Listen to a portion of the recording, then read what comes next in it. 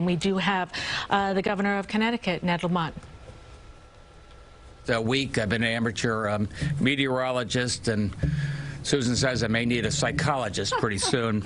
But fortunately, I've got David Manning here. David is here on loan, National Weather Service. So we have a real meteorologist to help answer questions. It's fascinating. They have planes flying through the hurricane, monitoring in real time, along with the radar, along with what you get with satellite delivery, tracking where the densest of the rainfalls are.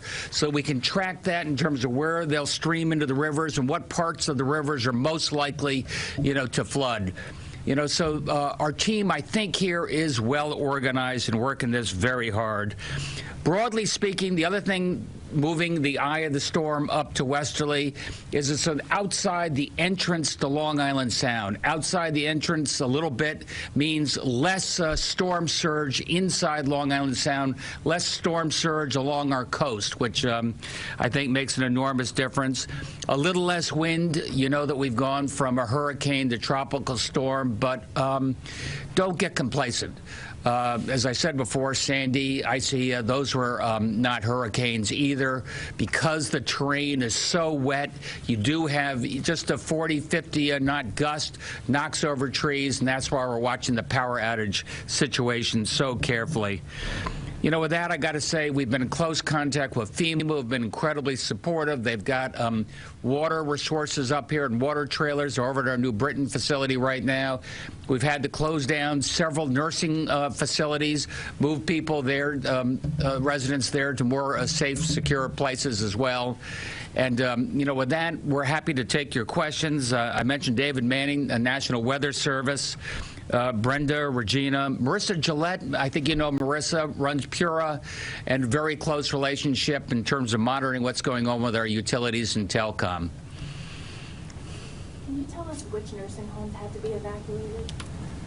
So there was one in Guilford, Guilford, Old Saybrook, and Brenda, do you remember the other one? I think it was it Branford? West Haven. And West Haven. And West Haven. I'll get you that. Is there any... And it was about 280-ish people altogether. And they were brought to a shelter? To an alternative site. Okay. Going into this afternoon, are you worried about flash flooding? We saw last week in Hartford, under West Hartford, all of this flash flooding really taking control of neighborhoods. Are you concerned about that today? I'm concerned about that. I think that's the biggest risk that we have right now. As you know, we had a lot of rain over the last week. The topsoil is thin. You have a rock underneath. That means the topsoil is filling up like a sponge fills with water. That water is pouring off right now. We have some potential for urban flooding, not to mention the highest tides, as I said yesterday, due to the full moon.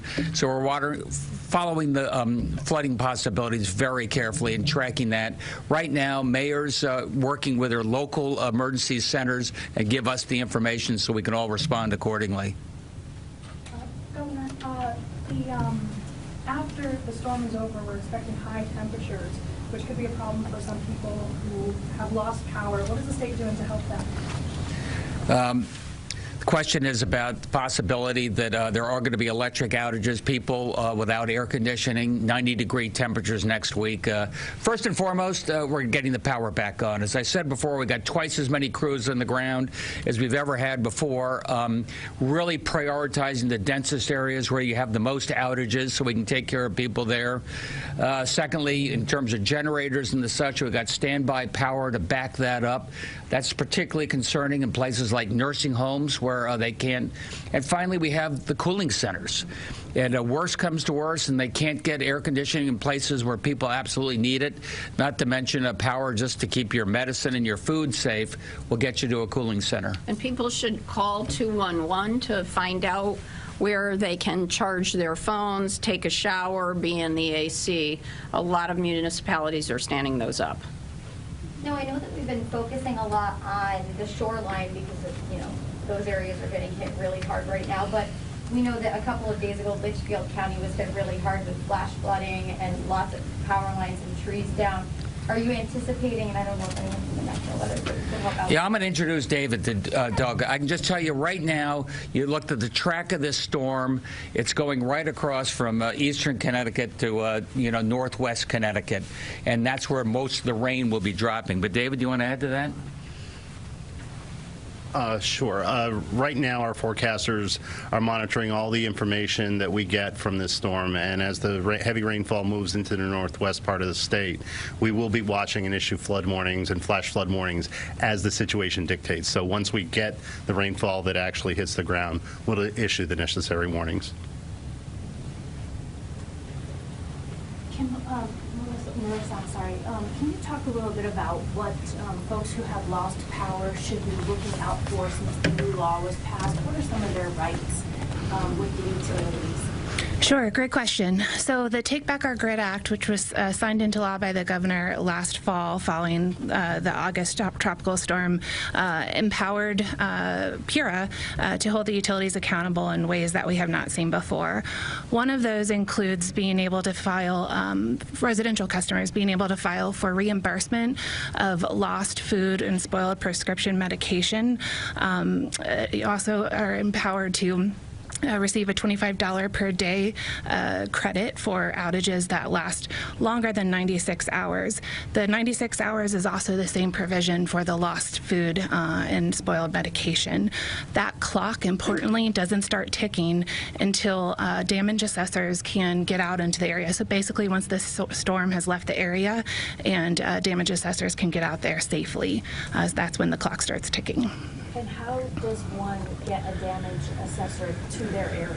Sure. The damage assessors are proactively deployed by the utilities. So the number of damage assessors that both utilities have to deploy was one of the findings from our tropical storm investigation mandated that they greatly accelerate the number of damage assessors and that they have to get those damage assessors out into the field as soon as it's safe to do so. So once the storm moves out of the area. And Jody, I think Eversource told us that they had 600 damage assessors ready to go. Absolutely. This is a question for Trevor.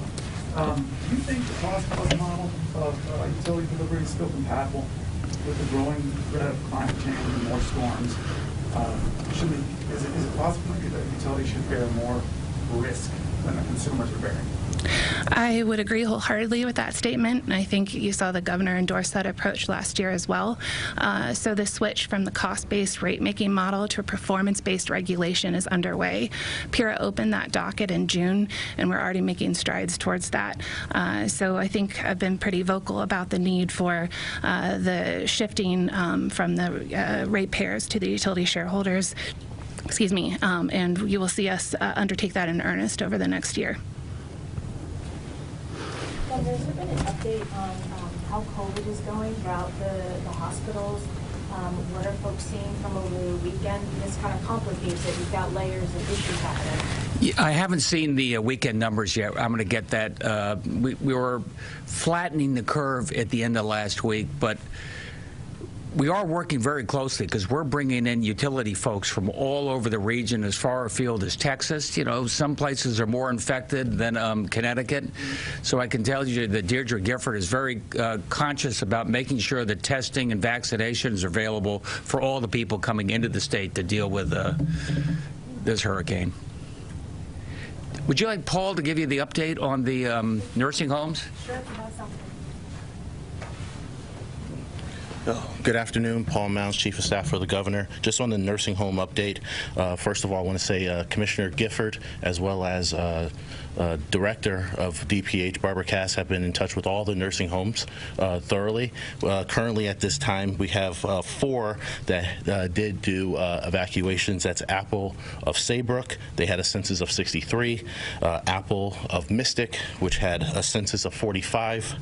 Apple of Guilford, which had a census of 69, and Apple of West Haven, which has a census of 71. As part of the plan, all of those individuals were temporarily moved to other nursing facilities, and so that has been thoroughly coordinated, and we are consistently watching that throughout the emergency management protocol. Thank you. Can you just repeat those one more time for me? Of course. Apple of Saybrook, Apple of Mystic, Apple of Guilford, and Apple of West Haven. And how many people at Guilford and West Haven? Guilford is 69, West Haven 71. Thanks. Thank you so much. Governor, it may be too early to say, but do you have any idea or an estimate of the damages that may have been seen in the southern part of Connecticut where it really hit? I think it's too early to say. As you heard Marissa say, we go out, we start doing the damage assessment as soon as the winds die down. You could do it safely. But we do have the emergency declaration. It's been accepted by the feds. So we'll be asking municipalities to quantify the extent of those damages and see what type of federal support we can get. Thanks, everybody. Thank you.